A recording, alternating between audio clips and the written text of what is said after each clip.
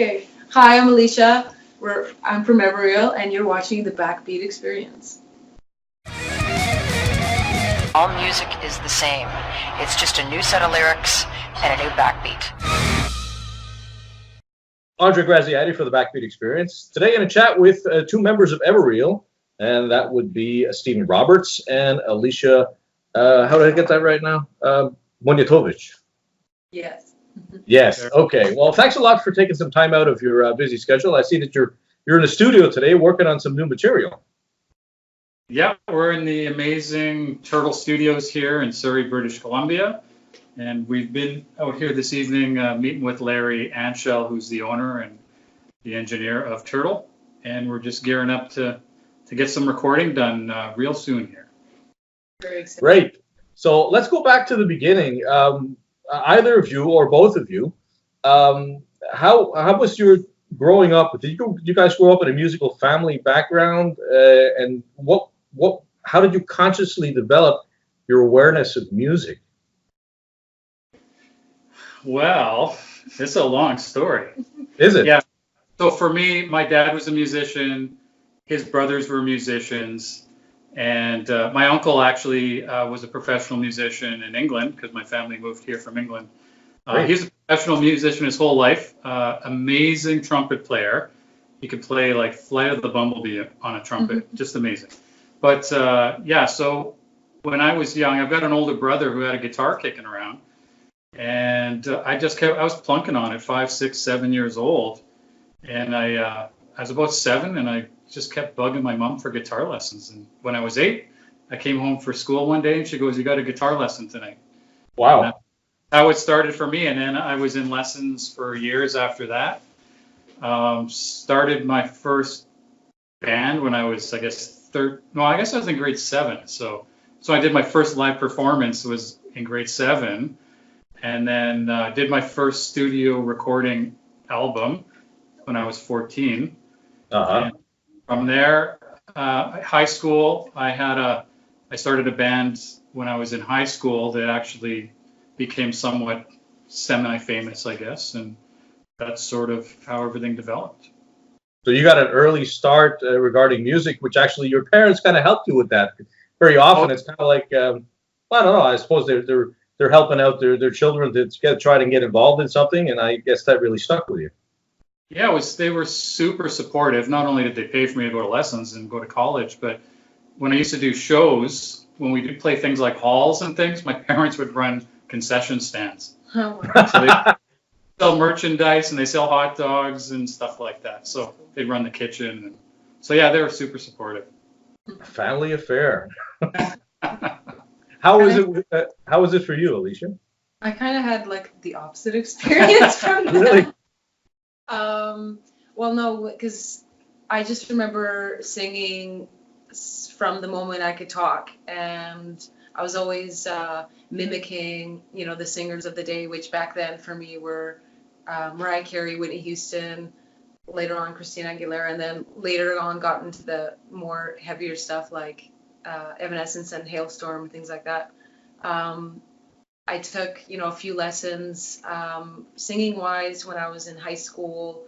Got onto, there's a terrific program here with the high school I went to, rock school, and we did that. I just am mostly self-taught, but I've been doing this since I could breathe and speak, and it's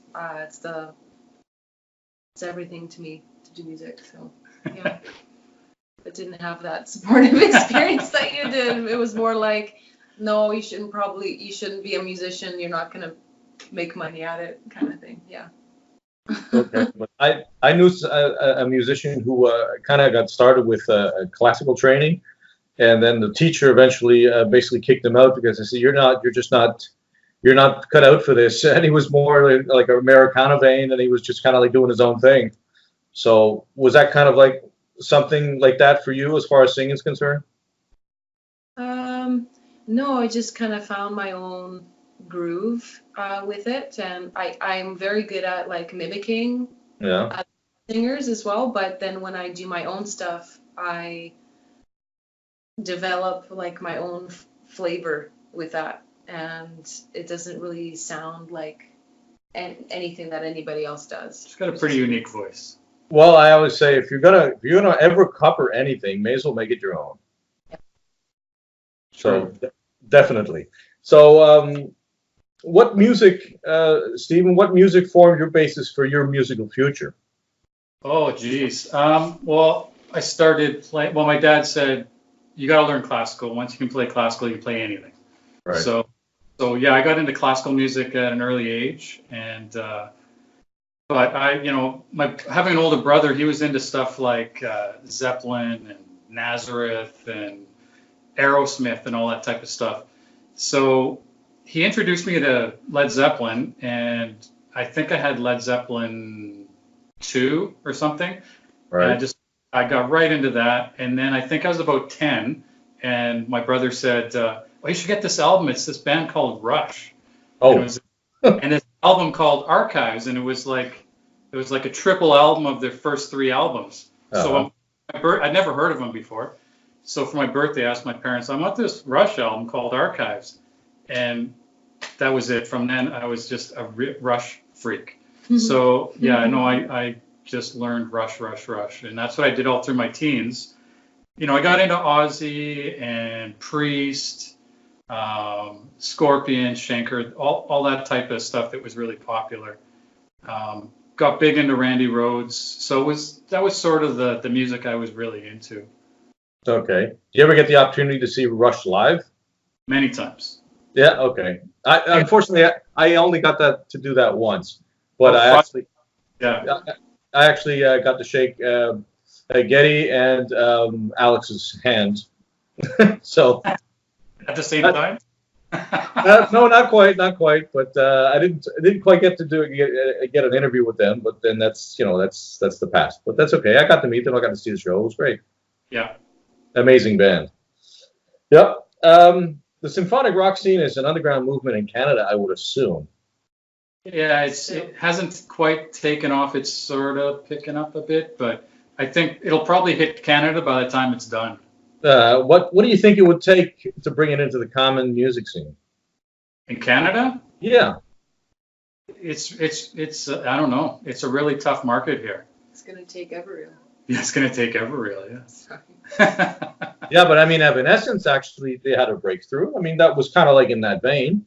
Yeah, Evanescence, yeah, That happened more like during like it was a lot of, I don't want to say emo, but it was a lot more sad music. There was a lot of goth stuff going on at the time.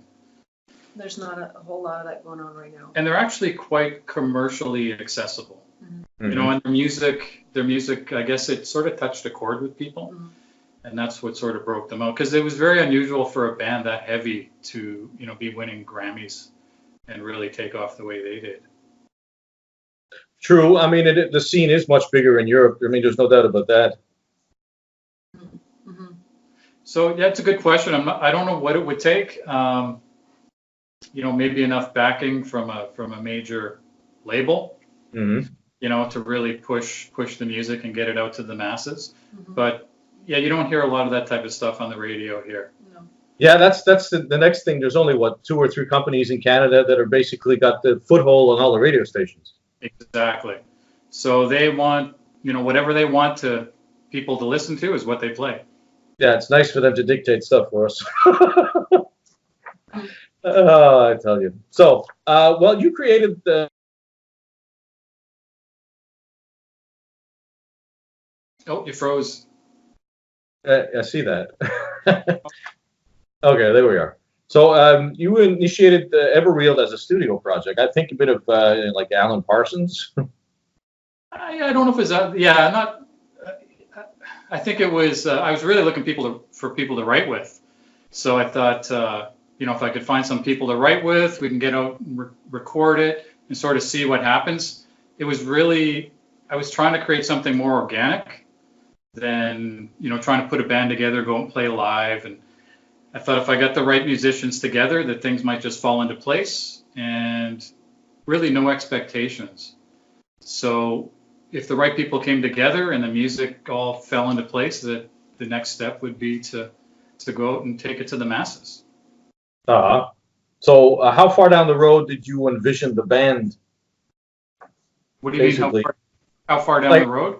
Is a project you initiated one in 2014? No, it was actually started in 2011. Oh, But okay.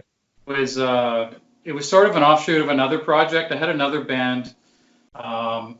It's kind of a long story, but I'll sort of put it in a Give me the short. Reader's Digest version. Yeah, give you the readers. Yeah, the Cole Notes. So I had this band called Osiris. That was the band I had when I was in high school. And the drummer who I co-founded the band with passed away with ALS, or from ALS. Okay. So I was getting these requests from, his friends and family and some of the fans to put out some videos. So I started putting out these videos on YouTube, and unbeknownst to me, I started getting these messages from Europe of people who were fans of the band, and I didn't realize we had this following in Europe. So I thought, well, maybe I'll start writing some stuff, and maybe I'll put out some new Osiris material. And then when I started writing it, it was just so different. So it just didn't fit. So I thought, well, I'll just create a new project and Sure. sort of see what happens with it. And that's sort of how it came to be. And then the problem was that the first couple of years, it was just sort of a revolving door of people coming in and leaving and coming and leaving. And, I'd worked with a number of different singers and a couple different drummers. And so, yeah, it wasn't until Dave came that things started to kind of take shape, because he came on board. He brought Stephanie, the original singer. And that's when the three of us sort of, started writing the music that ended up being on the album. Mm-hmm. And then recruited Gord, because I'd played with Gord previously, and then we ended up recruiting Rob to come in and drum, and that's sort of how the whole thing came together. And the plan was to take it farther once we had done the recording, but everybody some of the other members just sort of started losing interest and sort of started dropping off, and it's really difficult to find replacements. I would imagine, yeah. Is that for the reason of the music itself, or just musicians in general? I think musicians in general. Musicians tend to sort of come and go. They come in, they get really excited about something, and then, a few months later, all of a sudden they just sort of disappear. It fizzles off. Fizzle out, yeah. And it's really hard to get people who are really into it that stick with it. Right. I think everyone's looking to jump into something, hope it blows up and becomes big. And when it doesn't, they just sort of move on to the next thing. Right. So you released the first album in 2017. Like, how did you envision that maybe going? That's why my question. How did you see the band going? Did you have the goal? What was the goal? Well, yeah, I mean, the goal was obviously to start playing live and hopefully come over and play with you, play for you guys over there. Right. But it was just, it was really difficult to keep all the members in sync and everything going together. It just seemed like once all that hard work, we put so much time and effort into it, it's almost like everyone was burnt out. And soon after, Rob sort of just quit. And then the other members, it was really hard just to get them to do anything. So things just sort of fizzled out. And so I guess it kind of imploded. Well, sort of. I mean, there was me and Gord, and we were still writing material, but it was hard to find other people. We were trying to recruit other people, but we ran into the same thing where they'd come on for a couple months and then all of a sudden they would disappear. And so, yeah, that's why we've sort of been on a hiatus for a couple of years. Mm-hmm. So you recruited Larry Anshel to, what was it, engineer or producers? Well, yeah, Larry's got a very long history in Vancouver. So he had one of the first mobile recording units in the area, actually, I think in the whole Pacific Northwest. So he's quite well known around the area. And a lot of the people that I've worked with in the past have worked with Larry, and I've known of Larry for years and years. So it just sort of seemed, makes sense. And he just built this brand new studio, and he was no longer mobile. He just built this beautiful new studio. Right. So came over and we met and talked and listened to music, and turns out we're sort of like brothers from another mother. Like it was really strange when we start talking about, because he's a guitar player and I'm a guitar player, and we had almost the identical upbringing as far as guitar playing goes. The way we learned, our same guitar heroes. I mean, it was really strange. So yeah, it just seemed like a perfect fit. So you guys bonded on that level. Yeah, I think so. And we share the same kind of music, and he sort of understands what I like and what I'm looking for, and so it's kind of effortless, I guess you could say. Mm-hmm. What was the challenge for him to be working with you guys? Probably a gazillion tracks of symphonic music. So yeah, you bring all these keyboard tracks, and just like, oh my God, what am I going to do with all this stuff? Sort of a la Queen. Yeah, sort of. You give them the job of sorting through all these tracks. That's pretty tough. And then trying to fit within the context of the music. Layers. Okay, so the album released in 2017. There's a few tracks that were released as singles. Tell us actually which singles were they, and just tell us a bit about the singles themselves. I think the most surprising one was Frost Sign. It was funny. I was talking to Gord a couple of days ago, and we're sort of talking about some of the new stuff we're writing, and we always have someone has something they don't like, or they have concerns, or it doesn't sit right with them. The song when we were doing Frost Sign, Gord I don't like this song. It's just too basic. It's too simple. But it was the first song that all of a sudden, boom, it blew up, and we totally didn't expect that to be the one that blew up. So, because that was the first one that made it on the compilation, and it did really well in Australia. And it probably got a lot of the airplay, even though Sinful was the one we released as a single, right? That was the one that debuted in the top 10 on Amazon, but it didn't seem to do quite as well as Frost Sign. Okay. So what are the songs themselves? What are they about? That's a good question. You have to ask the singer about that. But Frost Sign is fairly self-explanatory, because it sort of talks about, I guess it's kind of Canadian in a way, because it's very wintry, right? Yeah. Okay. It's about being out in the cold in the winter and being with your loved one, and feeling warm, being with your loved one out in the bitter cold. Maybe people related to that, although there's not that much snow in Australia. But yeah, maybe in some of the European countries, maybe Norway or something's like, hey, I can really relate to that one. Right. And Sinful? Yeah, Sinful was an interesting one to write too. So, it's basically about just a lost relationship. Mm-hmm. So it's about, two people have grown apart, and it sounds like, from her point of view, she's broken away, but he's not there yet. Okay. So that's basically the gist of Sinful. All right. So how much input did Stephanie have as far as the vocals are concerned for the first release? It was very democratic. Okay. So the thing with Sinful, Dave had just given me basically the opening keyboard line, and then we had sent it to Stephanie, and she came up with the initial first, I think it was the very first phrase of the song. Mm-hmm. And I remember going, that's killer, that's great. And then I sat on it and just kept listening to it for months, thinking, I don't know what to do with this song.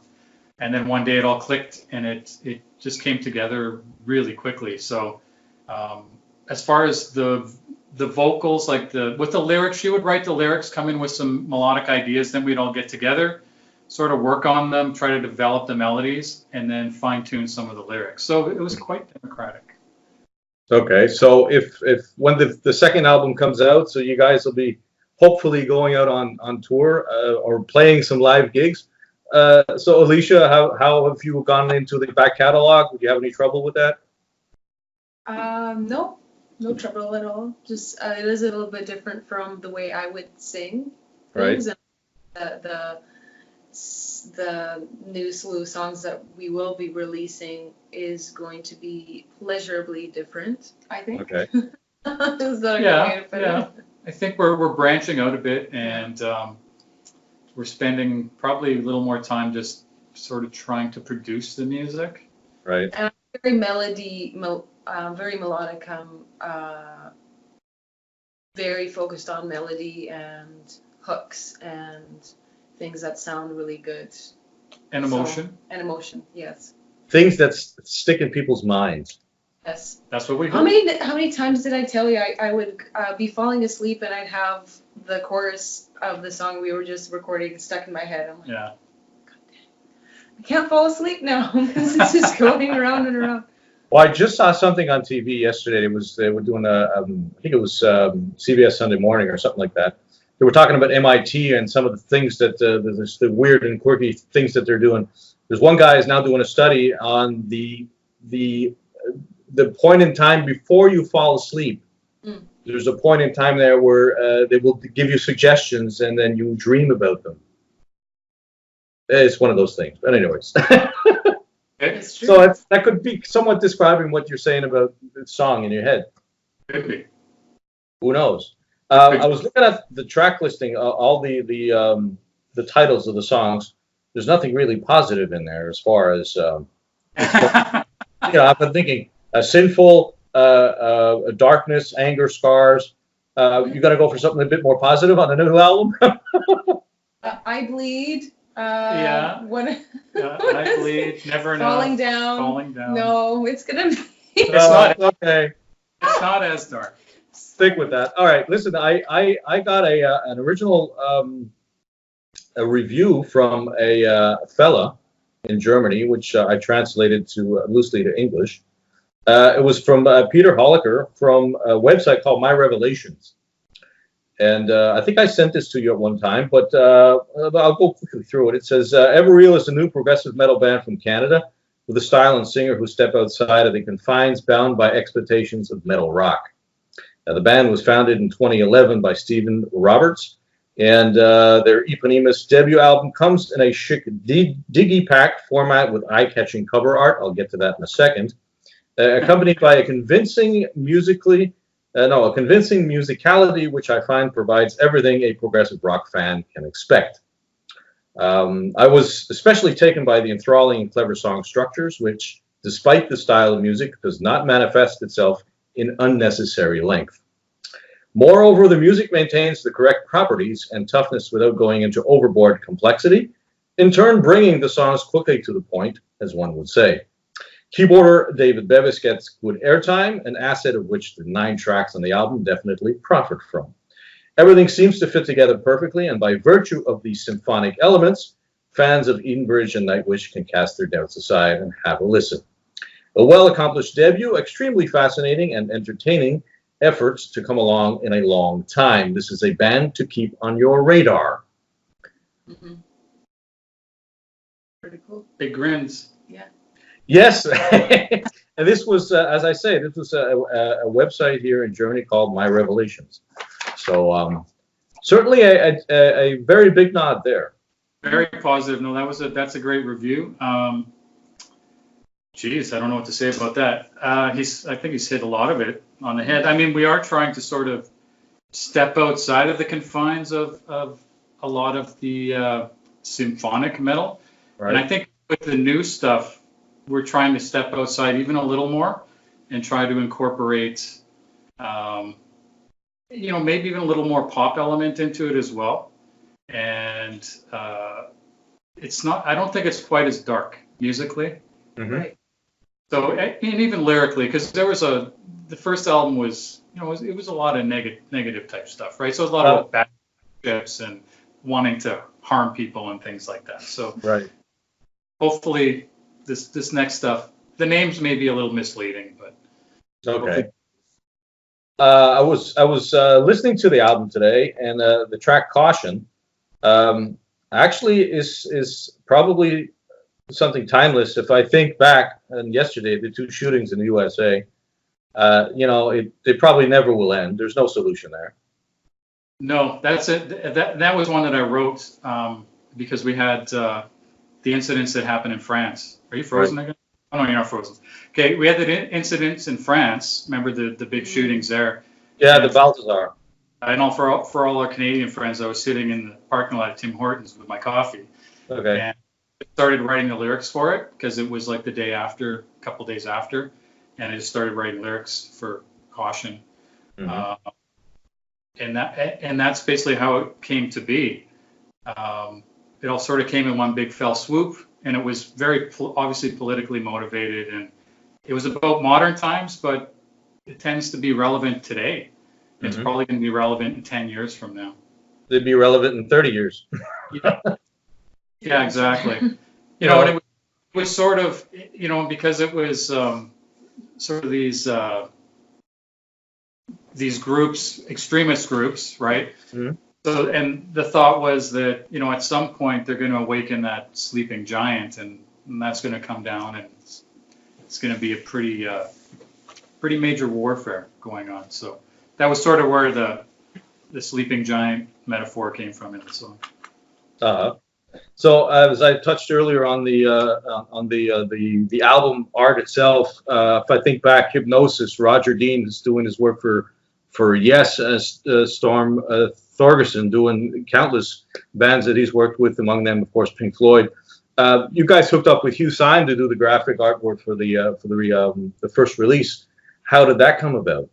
Yeah, that was a dream come true. Well, it's a Rush. I would, especially being a huge Rush fan. I mean, It was really strange because we were going back and forth about art. We needed to do art. We needed to get to art. We were looking at, there's various artists out there that specialize in doing album covers. So you can basically go onto their website and you can choose from 100 different things that are all pre-packaged and ready to go. But I was talking to Dave, and Dave's a big fan as well. And I said, why don't I'll just send Hugh Syme an email.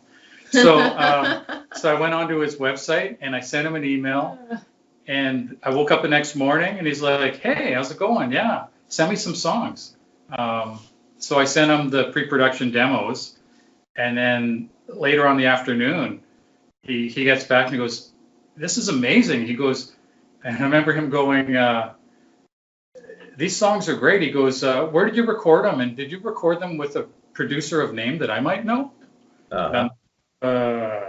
Actually, we just recorded them ourselves. But anyways, he really dug the music, and it, like you said, it gave him some visions, like some, I guess, artistic visions of what he thought he would create for the album. Right. So initially, I think he sent the cover, and of course, we looked at the cover and just went, oh, yeah, we want that. And then he started sending, like for the insert, he started sending several pictures because his plan was only to have a few of the songs to have artwork, right? Mm-hmm. And then every time he sent it was like, oh my God, that totally describes this. That's the vision of the song. So all the artwork just seemed perfect for all the lyrics and the songs. So everything just with him, it fell into place, and he was amazing to work with. Just super nice guy.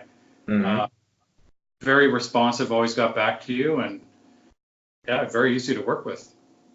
So you gave him free hand. It wasn't, your input was basically the music you offered him. We offered him the music and just said, you have free reign to do, what you do, because, well, when you look at his catalog of material, I mean, it's astounding. Yeah. Yeah, we just totally put our trust in him and let him do his thing, and that's what he sent us, and we were super happy. It happens. Yeah, I was shocked. Like, I got back to everyone and just said, I can't believe Hugh Syme. I just talked to Hugh Syme. So yeah, it just happened that quick. And think we could get him again? Oh, we could get him again. Yeah. Just got to pay the man. Just got to save up our money. Right. That's the bottom line. So, so both of you, what would you say would be your guilty musical pleasure? Something that somebody would not expect from you. Ooh.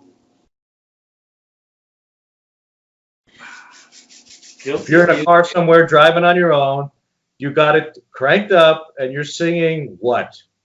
Or listening to what? Guilty musical pleasure.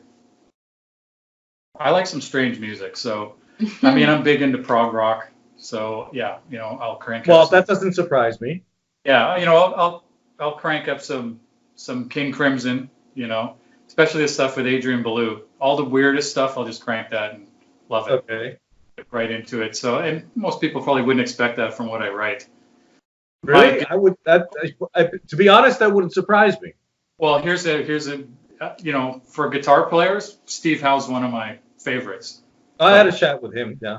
You're not going to hear too much of it in my playing unless you really listen to it. So. Okay. I don't want to say mine. Oh, come on. So like. Pop. A lot of different types of music, but I guess from like back in the day, I have to go with Backstreet Boys. I'm sorry. I thought you were going to say who are those? Did I say Ace of Base? Bass. Oh, and Ace of Base. Yeah, we're writing and recording on Saturday. She's like, oh, reminds me of Ace of Base. I love Ace of Base. Yeah. I thought you were going to say something like the Spice Girls, or I don't know. I did like them when I was younger, but no. Don't quite listen to them anymore. Yeah. No. Okay. That was a phase. Well, we all have our phases, and it is what it is. Now, if you want to listen to a very strange album, you want to pick up Ummagumma by Pink Floyd. Now, that's bizarre. Yeah, I've tried to listen to that. Yeah, it's pretty odd. Yes, definitely. So we'll wind this up here on something I like to do called Either Or. Either or. Either or. So would that be coffee or beer? Coffee. What time of the day? Coffee. Does it matter? Coffee. Coffee? Okay. Morning or nighttime? Night. Nighttime. For musicians, that's pretty up to par. Cooking or cleaning? Cooking. Cooking. Like the same. Big time. Wow. Really? Oh yeah. Well, that's good. You guys get along. Planes or trains? Ooh, planes. Planes. Planes. Okay. Kind of scared the crap out of me, but. Some people prefer terra firma, but chocolate or peanuts? Chocolate. Ooh. Peanuts. Oh. That's tough. Roasted or salted? Dry roasted. Unroasted. Dry roasted. Peanuts out of the shell. Oh yeah, those are good too. Pistachios. Pistachios. Yeah. Mm-hmm. Yeah. Anything pistachio. Yeah. He might be frozen. Oh, you're frozen? Oh, there he is. Okay. He was just thinking. Well, that's it. So as far as the new album is concerned, how far are you guys progressed with it? Well, we're in pre-production and we've got some songs pre-produced, and we're just sitting here with Larry, listening to him and getting his feedback on, how they're going to get mixed and engineered. So how to make the process quick. Yeah, and how to streamline the process. So we're hoping to get in here next month to do some mixing. Yeah. Mm-hmm. So then we'll have to talk about how we're going to release those songs. I think it's easy to say sometime before the new year, maybe? Or around the new year? Yeah. Let's say later this year. Yeah. Just in time for Christmas. Yes, right. Christmas is a good time. January is a good time to release, right? Yeah. Get those stocking stuffers going. So I suppose that Larry would be kind of like on par with Bob Rock. Bob Rock. Bob Rock's probably more of a producer. Yeah. Than an engineer, I think. But I think he's probably more the type of guy that would work with a Bob Rock. Mm-hmm. Oh, okay. Yeah. Because I wasn't sure. I wasn't sure if Larry was a producer or engineer. Well, I think he does both. Okay. But I think engineering and mixing is his passion. Yeah. That's his Right. thing. That's probably what he gets to do most. But yeah, I guess we could bring the camera over there and you could see his pedigree of stuff he's worked on. So it's pretty impressive. Mm-hmm. Okay. Buddy and everybody. So Right. yeah, actually, out there at Turtle Studios. Yeah. Yeah. Well, Stephen, Alicia, thanks a lot for taking time out to have a chat. Thanks for having Evereal on the Backbeat Experience.